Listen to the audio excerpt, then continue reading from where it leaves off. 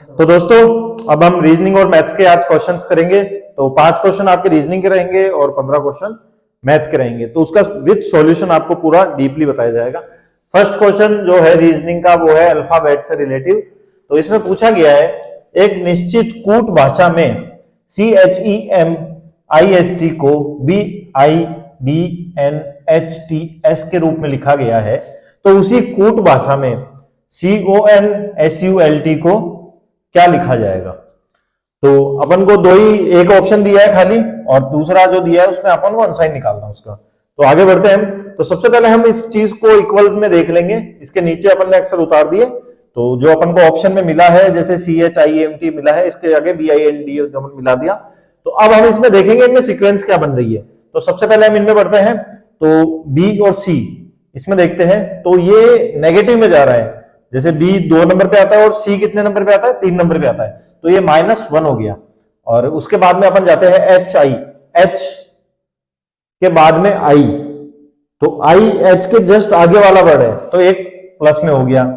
उसके बाद में फिर अपन जाते हैं ED, तो ये फिर नेगेटिव में हो गया और एक का गैप आ रहा है, तो वापस -1 और M के बाद में डायरेक्ट N आता है तो +1, HI -1, ST +1 और ST -1।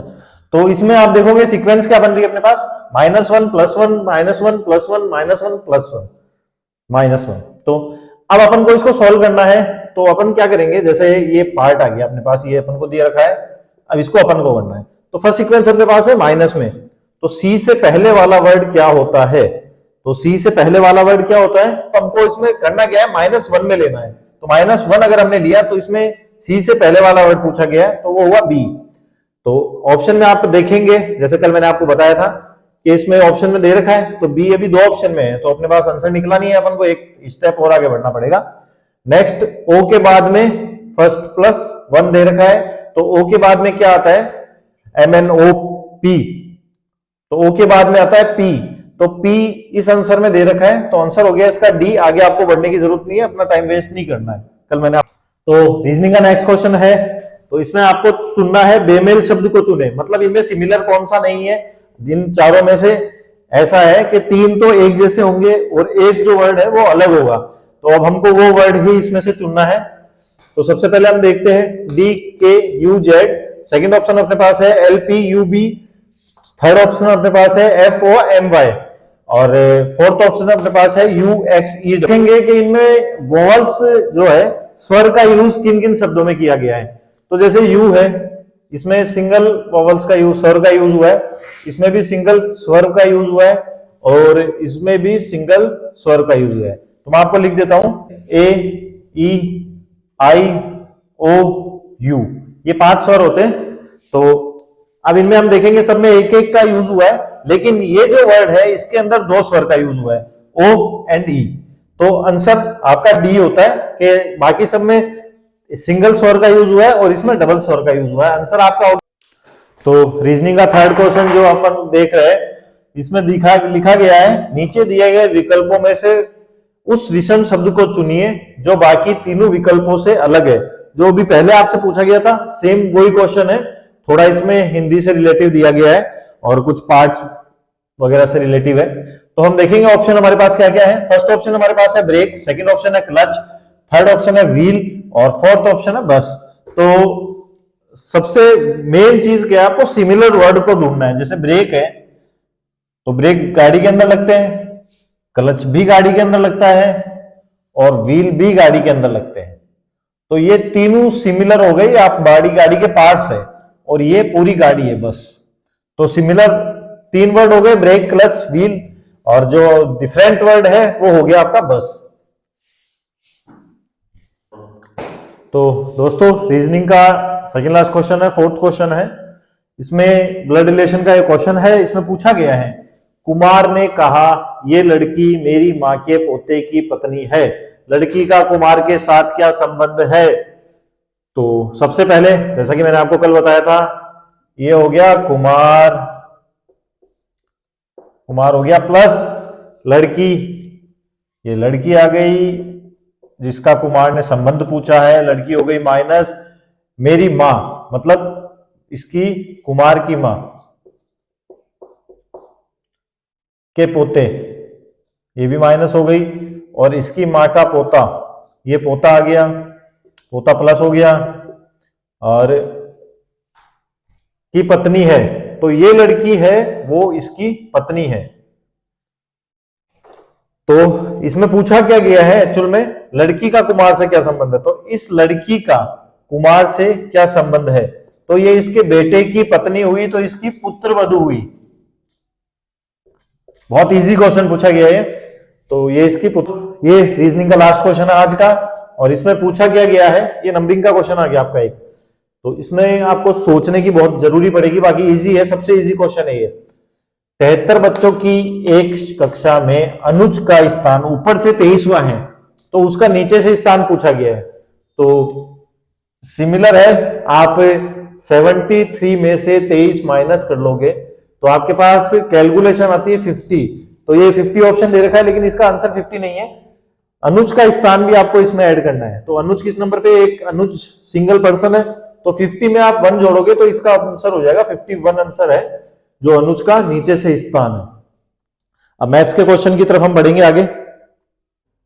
तो मैथ का आपका पहला क्वेश्चन है, निम्नलिखित को हल करें। ये जो हमें संख्या दी गई है इसे हल करना है, तो इसे हल करेंगे। पहले हल करते समय हमें पता होना चाहिए, पहले हल करना है ब्रैकेट को, तो ब्रैकेट को हम हल करेंगे। तो पहले ब्रैकेट का होगा 10 को ऐसा कैसा लिखना पड़ेगा, पहले छोटे ब्रैकेट को हल करेंगे, तो 5 माइनस 10 और 5 15, तो 15 यहाँ पे, बड़ा ब्रैकेट बंद, और बाकी सब वैसा का वैसा। अब बात करेंगे हम नीचे की, 10 में से 5 गए 5, और 10 में से 5 गए 5 प्लस 5। तो अब हम आगे बढ़ेंगे, अभी एक ब्रैकेट और है हमारे पास, तो पहले हम ऊपर वाले में ब्रैकेट को हल करेंगे।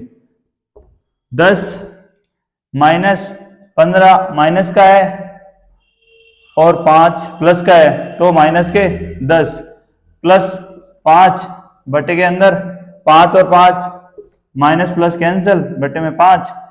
तो आगे हम इसको सोल्व करेंगे, तो 10 ये माइनस का इधर आगे प्लस का, क्योंकि बाहर भी माइनस है अंदर भी माइनस है, 10 प्लस 10 प्लस 5 बटे 5, ऊपर 10 10 5, तो तीनों को मिलाएंगे तो हो जाएंगे ये 25 25 बटे 5, तो इसका आंसर होगा 5, तो इसका सही आंसर होगा 5।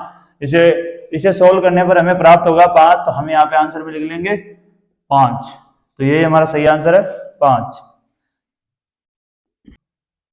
तो अगला प्रश्न है अपना, निम्नलिखित को हल करें। इस संख्या को हमें हल करना है, तो इसमें आप देखेंगे यहाँ पे 3 संख्या से पहले पॉइंट है और यहाँ पे 1 संख्या से पहले पॉइंट, तो पॉइंट हटाते हैं, पहले हम इसको ऐसा कैसा लिख लेते हैं, तो पॉइंट हटाते हैं। ऊपर से अगर हम 3 संख्या से पॉइंट हटाएंगे तो नीचे लग जाएंगे 3 0, नीचे से 1 संख्या से पॉइंट हटाएंगे तो ऊपर लग जाएंगे 1 0। तो हम देखते हैं यहाँ पे बचेगा 9 इंटू 10, 9 इंटू 1000, तो 9 से 9 कट जाएगा, 1 0 से 1 0, तो यहाँ पे बचेगा 1/100। अगर इसे इस रूप में अगर आंसर दिया हुआ तो इस रूप में, वरना हम इसे लिख सकते हैं 0.01, नीचे 2 0 है तो 2 संख्या से पहले पॉइंट, तो 0 और 1 से पहले पॉइंट, तो ये इसका सही आंसर होगा 0.01। वैसा ही है, निम्नलिखित को हल करें। ये जो हमें दिया हुआ है इसको हल करके बताना है। ये है cos स्क्वायर थीटा माइनस 1, कोष्टक बंद, अगले कोष्टक में cot स्क्वायर थीटा प्लस 1, इसको हल करना है। तो इसको हम देखते हैं, ये सर्वसमीकाएं हैं, इनको हमें याद करना होगा। ये सर्वसमीका होती है sine square theta plus cos square theta is equals to 1। तो हमें मिला है कोस स्क्वायर थीटा माइनस 1, तो हम 1 को इधर लाएंगे और साइन को उधर ले जाएंगे, तो कोस square theta minus 1 minus sign square theta, तो यहां पे हम लिख लेंगे माइनस साइन स्क्वायर थीटा। ये जो होती है ये सर्वसमीकाएं होती है, ये हमें याद करनी होती है, ये फिक्स होती है, इनमें कोई बदलाव नहीं हो सकता। इनको इधर उधर आप रख सकते हैं लेकिन इनमें कुछ बदलाव नहीं कर सकते। तो इससे हमें ये प्राप्त हुआ और इससे हमने लिख लिया माइनस साइन स्क्वायर थीटा, और ये होती है cot square theta plus 1 is equals to cosec square theta. तो इसकी जगह हम लिख लेंगे कोसेक स्क्वायर थीटा, और जो ये लास्ट में +1 है ये वैसा का वैसा। अब यहाँ पे एक और सरल समीकरण बनेगी, तो वो होती है कोसेक स्क्वायर थीटा बराबर 1 sign square theta. Sine square ये होती है कोस थीटा साइन थीटा, अगर स्क्वायर है तो उससे कोई फर्क नहीं पड़ेगा, स्क्वायर तो स्क्वायर उतार देना साथ में, तो minus sign square theta dot यहां पे लिखना है कोसेक की जगह साइन 1 साइन स्क्वायर थीटा +1। तो ये माइनस प्लस उससे कोई फर्क नहीं पड़ेगा क्योंकि ये गुना में है, तो ऊपर नीचे है कट जाएगी, तो यहां से बचेगा -1, यहां से बचेगा +1, तो प्लस माइनस कैंसिल, तो बचेगा 0, तो इसका सही आंसर होगा 0। प्रश्न है अपना, यदि 144/14.4 बराबर 0.144/x हो तो x का मान ज्ञात करें। x का मान निकालना है हमें, तो पहले हम इस संख्या को लिख लेंगे 144/4 14.4 इक्वल्स टू 0.144/x। तो x को एक तरफ ले लेते हैं क्योंकि x का मान ज्ञात करना है तो आसानी होगी, तो x को इस तरफ ले लेते हैं 0.144। अब ये संख्या है ये उल्टी हो जाएगी क्योंकि उस तरफ जाएगी, तो ये ऊपर और ये नीचे, गुणा में 14.4 बटा में 144। तो अभी हमने दशमलव हटाना सीखा ही था, इसको हटा देते हैं, नीचे 3 0 ये कट जाएंगे, x बराबर 14.4 बटा में 1000। तो अब 3 0 नीचे, तो 3 संख्या से पहले पॉइंट लगाना है, x बराबर एक संख्या से पहले है 3 के पहले और लगाना है, तो 4 4 1 0, 3 संख्या से पहले हो गया पॉइंट 0.0144, 2 संख्या ये 1 0 आ गया, 3 संख्या से पहले पॉइंट, 3 0 हटाए तो 3 संख्या से पहले पॉइंट आ गया, तो इसका सही आंसर होगा x का 0.0144। तो ये इसका सही आंसर है 0.0144। तो अगले क्वेश्चन की तरफ बढ़ते हैं ना। निम्नलिखित संख्याओं में से शांत दशमलव है। शांत दशमलव का मतलब जो दशमलव के बाद जिस संख्या में नीचे वाली संख्या का पूरा पूरा भाग जाता हो। तो हम देख लेते हैं, तो 3/7 को लेते हैं, 7 का भाग 3 में देंगे तो नहीं जाएगा, दशमलव 0 आएगा 28 में 4 बार, फिर 2 बचेगा, फिर 2, तो फिर ऐसे बढ़ता जाएगा जो दशमलव के बाद मतलब जिसमें पूरा पूरा पूरा जाए, तो 2 बचेगा, फिर 0, फिर 2 बार, फिर 6 बचेगा, फिर 56 में 8 बार, फिर 4 बचेगा, 35 में 5 बार, ऐसे करते हुए ये संख्या बढ़ती चली जाएगी। एक या दो संख्या के बाद जिसमें पूरा पूरा भाग मतलब पूरा पूरा भाग चला जाए। तो अगली संख्या है 4/7, तो 4/7 को भी देख लेते हैं, 7 का भाग 4 में 5 बार, दशमलव के बाद में जाएगा, दशमलव लगाना पड़ेगा, 0 आएगा, फिर 5 बार 0.5, 5 बार, फिर बचेगा 5, 50 में 7 बार, बचेगा 1, 49 में जाएगा 7, तो बचेगा 1 बचेगा, फिर 1 बार, 3 बचेगा, फिर वही वाली कंडीशन 3 में भाग का 4 2 8 5 ऐसे करते हुए ये भी बढ़ती जा रही है संख्या। सी है 1/2, 1/2, तो इसमें देखते हैं, 1 में जाएगा नहीं, दशमलव 10, तो इसमें पूरा पूरा जा रहा है, तो शांत दशमलव हुई सी 1/2। सी इसका सही आंसर है 1/2 शांत दशमलव है, इसमें दशमलव के बाद 1 या 2 संख्या में पूरा पूरा भाग जा रहा है, मतलब 1 या 2 संख्या में आंसर आ रहा है दशमलव के बाद, तो यही ये शांत दशमलव है, ये इसका सही आंसर है सी 1/2। तो अगला प्रश्न है अपना, यदि x square plus 1/x square is equals to 23, यानी x square plus 1/x square बराबर 23 है, और x ये कंडीशन दी हुई है x बड़ा है 0 से, तो x प्लस 1/x का मान होगा, हमें इसका मान ज्ञात करना है, x square plus 1/x square का दिया हुआ है। तो हम इसी क्वेश्चन में इसका आंसर है, देखें तो हम उसी से शुरू करते हैं जिसका मान निकालना है x प्लस 1/x, तो इसका मान निकालना है, तो इसका कर लेते हैं स्क्वायर, इसका करते हैं हम स्क्वायर, इसका स्क्वायर करेंगे तो x स्क्वायर, ये a प्लस बी का स्क्वायर का फॉर्मूला है, मैं यहां पे लिख देता हूं, a प्लस बी का whole square, a square plus B square plus 2ab, तो यहां पे a स्क्वायर हो गया x, अब b square 1/x square 2ab ए है x, b है 1/x, तो ये x से x कैंसिल। तो आगे देखते हैं, x plus 1/x square, x square plus 1/x square plus 2। तो ये इस चीज का हमें क्वेश्चन में दिया हुआ है, ये है 23 के बराबर, 23 के बराबर है ये, तो यहां पे हम 23 लिख लेंगे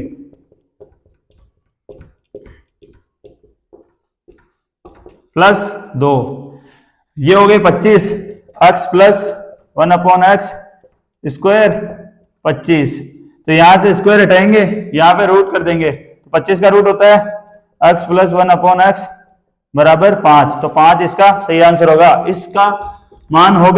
तो अगला प्रश्न है अपना, क्रमागत 3 विषम संख्याओं का योग इन संख्याओं में से पहली संख्या की तुलना में 36 अधिक है। 3 संख्याएं हैं, विषम संख्याएं, वो हमें पता नहीं क्या है, उन संख्याओं का योग पहली संख्या से 36 अधिक है। मध्य संख्या ज्ञात करनी है, 3 संख्याओं में से बीच वाली संख्या ज्ञात करनी है। तो माना 3 संख्याएं हैं, 3 विषम क्रमागत संख्याएं हैं, x plus 1, x plus 3, x plus 5। तो इनमें से हमें ज्ञात करना है इन तीनों संख्याओं का योग। इन तीनों संख्याओं का योग करेंगे तो इससे ये 36 अधिक है, मतलब इनका योग है वो टोटल योग है, इससे 36 अधिक है। इन तीनों को जोड़ने पर x plus 1 plus x plus 3 plus x plus 5, इनको जोड़ने पर जो हमें प्राप्त होता है वो होता है x प्लस 1 प्लस 36। इसका मतलब इन दोनों का योग 36 है। तो इन दोनों को जोड़ेंगे, x plus 3 plus x plus 5 बराबर 36। तो 2x प्लस 8 बराबर 36, 2x बराबर 36 माइनस 8, x बराबर 36 में से 8 गए 28 बटा 2, x का मान 14। 14 x का मान है। तीसरी संख्या ज्ञात करनी है, बीच वाली। 14 यहाँ पे डालेंगे, x प्लस 3, x की जगह 14 प्लस 3 तो हो गया 17। तो तीसरी संख्या बीच वाली संख्या होगी 17। 17 इसका आंसर है।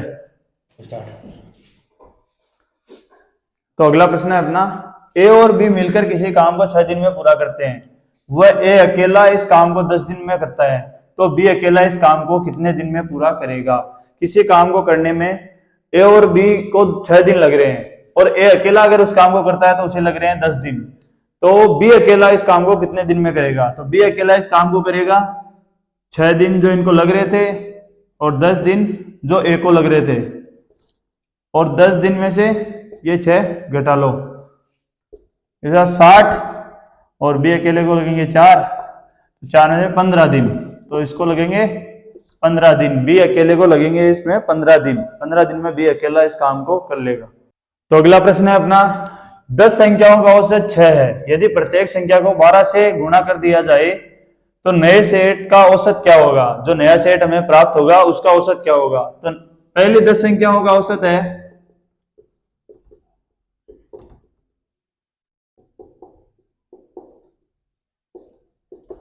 6। इन 10 में से प्रत्येक संख्या को 12 से गुणा करना है, तो 12 से गुणा करना है तो औसत को 12 से गुणा कर दो, डायरेक्ट आंसर आ जाएगा। इसमें कोई ज्यादा करने की कोई दिक्कत ही नहीं थी, औसत को गुना कर देना था 12 से। 12 इंटू 6 72। तो 72 अपना नया औसत होगा, नए सेट का औसत होगा 72। तो 72 इसका सही आंसर है। तो अगला प्रश्न है अपना, रीमू और अलका की वर्तमान आयु का अनुपात 3:2 है। 20 वर्ष पहले निम्न में से कौन सा इनकी आयु का अनुपात नहीं है। मतलब इनकी आयु का अनुपात इन चारों में से कौन सा नहीं हो सकता। तो इसे हमें जांचना पड़ेगा, इसे हम चेक करेंगे कि कैसे ये अनुपात नहीं हो सकता। तो 3:2 से करेंगे पहले ऑप्शन को, 3:2 से। तो 3x 20 वर्ष पहले का पूछा है -20, 2x -20 17/10, 3x इनको गुना कर देंगे इस तरफ इस तरफ, 30x -200 34x -340x। तो 340x नहीं 340, x वाले को इस तरफ और संख्या को एक तरफ। 34x -30x बराबर 340 -200, 4x बराबर 140, x बराबर 140 में 4 का भाग, x बराबर 3 बार, 2 बचेंगे 20 में 5 बार 35। तो ये तो इसका मान हो सकता है। अगला देखेंगे हम 7:5, तो 3:2 के लिए 7:5, 3x 20 वर्ष पहले 20, 2x माइनस 20, 7/5। अब लेंगे हम इसको गुना करेंगे, 15x माइनस 20 को 5 से 100, इसको करेंगे गुना, 14x माइनस 20 को 7 से 140। तो इसको इस तरफ लाएंगे, इसको उस तरफ ले जाएंगे, तो 15x माइनस 14x बराबर माइनस 140 प्लस 100। तो यहां से बचेगा x बराबर -40। तो माइनस ऋणात्मक मान आयु का संभव नहीं है, तो यही सही ऑप्शन होगा अपना 7:5। तो इनकी आयु का अनुपात 7:5 नहीं हो सकता। तो अगला प्रश्न है अपना, एक मेल, एक आदमी, एक फीमेल, एक औरत व एक बॉय एक लड़के को किसी काम को क्रमशः 2, 3 व 6 दिनों में पूरा करते हैं। ये तीनों, एक आदमी, एक औरत व एक लड़का किसी काम को 2, 3 व 6 दिनों में पूरा करते हैं। अगर आदमी काम को करता है तो 2 दिन लगते हैं, औरत काम को करती है तो 3 दिन लगते हैं, और लड़का काम को करता है तो 6 दिन लगते हैं। तो वो उस काम को आधे दिन में करना चाहते हैं। वे लोग इस काम को आधे दिन में करना चाहते हैं, तो आधे दिन में इस काम को पूरा करने के लिए एक आदमी है और एक औरत है, और उनको चाहिए लड़के। तो कितने लड़के और चाहिए कि वो इस काम को आधे दिन में पूरा कर सके? तो एक आदमी द्वारा एक दिन का काम होगा इसके द्वारा 1/2, एक औरत का एक दिन का काम 1/3, एक लड़के का एक दिन का काम 1/6। तो एक आदमी का और एक औरत का एक दिन का काम होगा, दोनों को जोड़ेंगे 1/2 प्लस 1/3, लैसे लेंगे तो 6, 6 का भाग 3 में 2 बार, 2 प्लस 2 का भाग 3 बार, तो होगा 5/6। तो एक दिन का काम इन दोनों का है 5/6, तो 1/2 दिन का काम 5/6 गुणा 1/2 बराबर 5/12। तो आधे दिन में इनके द्वारा काम किया गया है 5/12। तो आधे दिन में इनके द्वारा 5/12 काम किया गया है, तो शेष काम कितना बचेगा? तो शेष काम बचेगा 1 माइनस 5/12। तो 12 इसका लैसे होगा, 12 माइनस 5, 7/12। 7/12 काम अभी बचा है, जो काम लड़के करेंगे वो काम बचा है 7/12। तो आगे लड़कियों के द्वारा आधे दिन में किया गया काम, लड़के द्वारा 1/2 लड़के द्वारा काम किया गया 1/12 काम। तो 1/12 काम एक लड़के द्वारा किया गया है। तो कितने लड़के चाहिए होंगे? तो इसमें भाग दे देंगे, 7/12, 1/12। इस संख्या का इसमें भाग दे देंगे, शेष काम जो बचा है उसमें इस संख्या का भाग दे देंगे, कितने लड़के चाहिए होंगे? तो 12 से 12 कैंसिल, तो 7 लड़के और चाहिए होंगे एक आदमी और एक औरत के साथ, ताकि इस काम को आधे दिन में पूरा किया जा सके। तो इसका सही आंसर होगा 7 लड़के। तो अगला प्रश्न है अपना, 5 मीटर कपड़ा बेचने के बाद अर्जित लाभ 2 मीटर कपड़े के क्रय मूल्य के बराबर है, तो अर्जित लाभ प्रतिशत बताओ। 5 मीटर कपड़ा बेचने पर उतना लाभ होता है जितना 2 मीटर कपड़े के क्रय मूल्य के पैसे हैं, मतलब 2 मीटर कपड़े के जो पैसे हैं उतना लाभ 5 मीटर कपड़े को बेचने पर प्राप्त होता है। तो लाभ प्रतिशत ज्ञात करना है। तो 5 मीटर कपड़ा है, वो है क्रय मूल्य, मतलब जो बेचा गया लाभ के साथ है 5 मीटर कपड़ा, तो इसको लिख लेंगे एसपी सेलिंग प्राइस। और 2 मीटर, तो इसका टोटल हो गया 5 मीटर का क्रय मूल्य। ये जो बेचा गया है ये लाभ के सहित है, लाभ के साथ है 5 मीटर कपड़ा, जिसे लाभ के साथ बेचा गया है। तो ये सेलिंग प्राइस, अब ये इसका क्रय मूल्य 5 मीटर का और 2 मीटर का। 2 मीटर का क्रय मूल्य इसलिए साथ में लिया है क्योंकि ये इन दोनों के बराबर है। इसका क्रय मूल्य तो इसमें भी है, लेकिन इस पे जो लाभ है वो इसके बराबर है। तो ये हमने यहाँ पे लिया है, तो इसका होगा 7 हो जाएगा, ये 7 सीपी, ये जो विक्रय मूल्य है ये उसका विक्रय मूल्य है, तो विक्रय मूल्य और क्रय मूल्य का अनुपात आ जाएगा यहाँ पे 7/5। तो ये हमारे पास अनुपात है। तो हमें ज्ञात करना है लाभ प्रतिशत। तो लाभ प्रतिशत ज्ञात करने के लिए क्या करना होगा, आपको पता है? लाभ प्रतिशत ज्ञात करना है, 7 में से इसको घटाना है 5 को, और बटे में 5 प्रतिशत ज्ञात करना है, तो गुना 100। तो ये होगा 2 गुना 100 बटे में 5। 5 का भाग 100 में देंगे 20 बार, 20 को 2 से गुना करेंगे 40, तो 40% इसका लाभ प्रतिशत है। 40% होगा लाभ इसको बेचने पर। तो अगला प्रश्न है अपना, 2 लंबवर्तीय बेलन ए और बी की त्रिज्या एवं ऊंचाइयों का अनुपात क्रम से 5:2 व 7:5 है, तो उनके वक्र पृष्ठों के क्षेत्रफल का अनुपात ज्ञात करो। 2 बेलन है, उनकी त्रिज्या और ऊंचाइयों का अनुपात दिया गया है और उनके क्षेत्रफलों का अनुपात पूछा गया है। तो वक्र पृष्ठ के क्षेत्रफल अनुपात का सूत्र क्या होता है?